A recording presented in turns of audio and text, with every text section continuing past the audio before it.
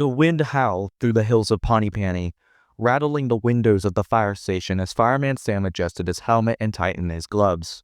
The emergency call had come in just minutes ago. Norman Price was in danger. Again. Sam didn't even need to hear the details before sighing and heading for the fire engine. He already knew the script. Norman had done something reckless, gotten himself trapped, and would soon be offering another empty, half-hearted apology while Sam pulled him from the brink of disaster. But this time, though, Sam didn't even know if he could take it anymore. As the fire engine roared through the streets, Sam felt the weight of exhaustion pressing down on him. He had lost count of how many times he saved that boy, plucking him from trees, dragging him from burning buildings, pulling him out of the ocean, and yet Norman never learned. He never seemed to care. The call had come from Dillis, Norman's mother, her voice trembling with panic. "Oh, Fireman Sam! It's Norman! He's trapped at the old quarry! He was trying to... Oh, I don't know what he was trying to do! Just please, hurry!" The old quarry. Sam felt his pulse quickened. That place was dangerous. Unstable rocks, sheer drops, and deep, murky water at the bottom. If Norman had fallen in, there was no telling what could happen next. Again, Sam grit his teeth and slammed the gas pedal a little harder. When they arrived, Penny, Elvis, and Steele jumped out of the truck, scanning the area.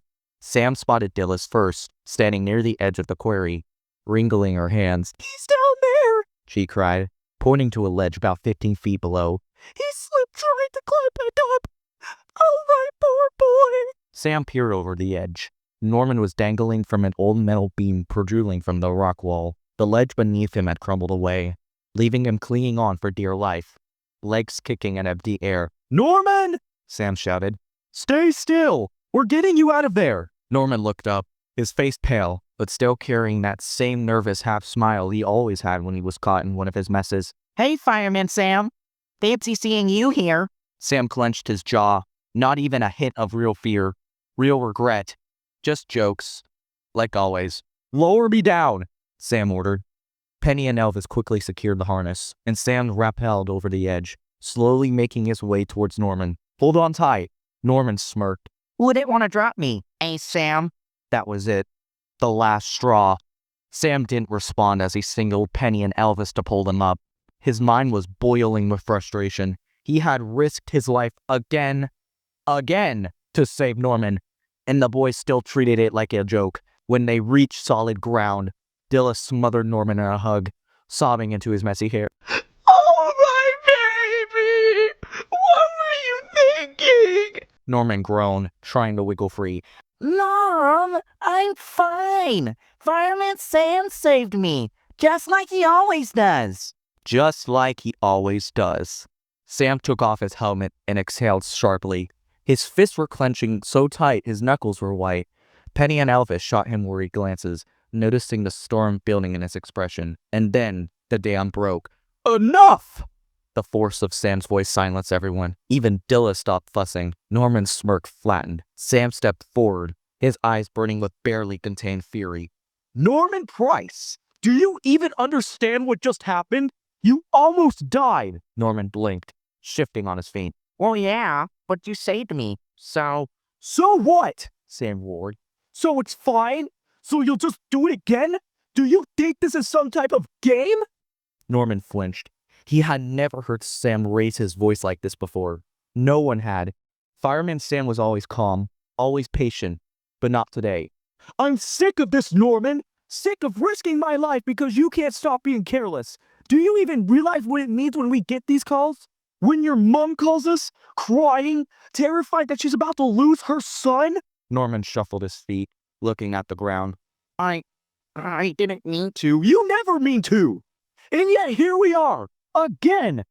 How many times do you expect us to do this before one day we don't get there in time? Silence. Sam ran a hand down his face, his voice heavy with exhaustion. "I can't do this anymore, Norman. I can't keep saving you when you refuse to learn." Norman swallowed hard, his throat dry. He had always known Fireman Sam would come for him. That was just how things worked. He got in trouble, Sam pulled him out, and life went on. But now, for the first time, Norman felt something cold settle in his chest. Fear. Because Fireman Sam wasn't just angry. He was done. Dillis broke the silence, her voice shaking. Oh, Sam, he's just a boy. He's not just a boy, Dillis, Sam interrupted, his voice softer, but no less firm. He's growing up, and if he doesn't start taking responsibility for his actions, one day he's going to find himself in trouble that even I can't save him from. Norman opened his mouth, but no words came out. For once, he had nothing to say. Sam took a deep breath, turning on his heel, and walked back towards the fire station without another word. Penny and Elvis followed, their faces grim. As they drove back to the station, the air inside the truck was thick with unspoken words. Sam stared straight ahead, gripping the wheel. His hands still shook with adrenaline, but his heart felt heavier than ever.